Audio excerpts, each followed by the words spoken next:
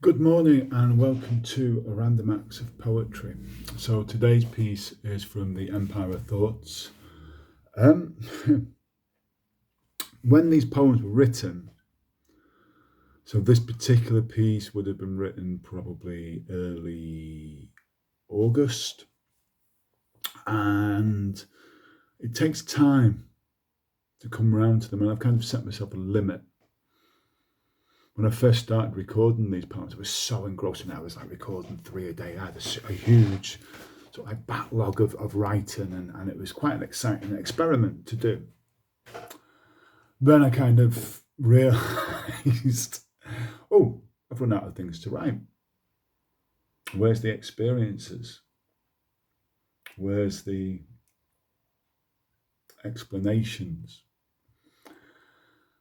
And it has been said, and I can agree with this, that there is no such thing as a happy poet. Poets need to torture themselves to find the words. And then that brought me to what I've been working on with the Yoga Sutras. And in the Yoga Sutras, Patanjali talks about the 4 types of people: the happy, the unhappy, the virtuous, and the wicked. And he also talks about the keys that can unlock these prisons that we set up for ourselves. Because even happiness, I suppose, can become a trap, a happiness trap. And kind of, we look at something, we have to determine, well, what makes us unhappy, what makes us happy. But the thing that really caught me was what makes one person virtuous and another person wicked.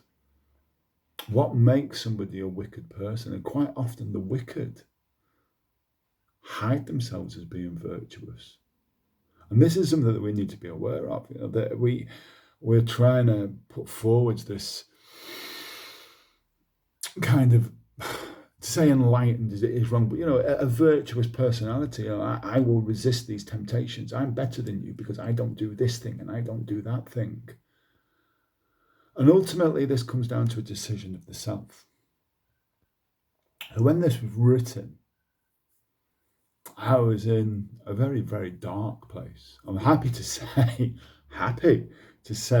that I'm in a much lighter place. The amount of poetry that I'm writing, I'm probably producing a piece of work each day. The quality, well, it's a process.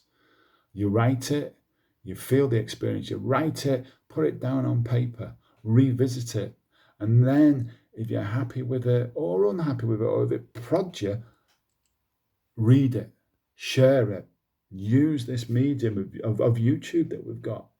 Everybody's thoughts and everybody's feelings have value. It's when we allow them to stick and fester and become seeds that start to control us that we create an issue.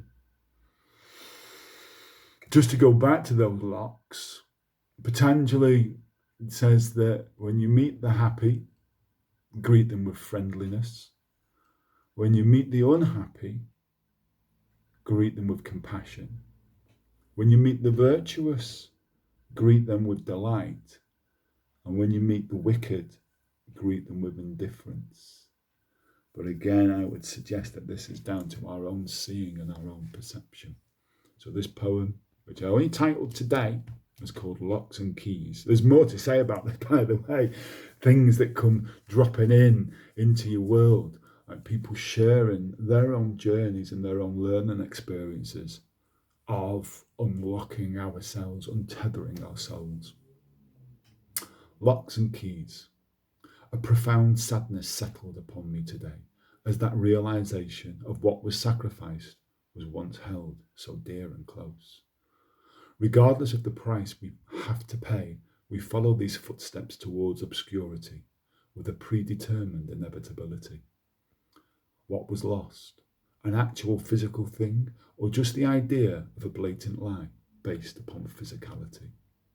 That need to share your hero's deeds, that desire that feeds the illusion of approval.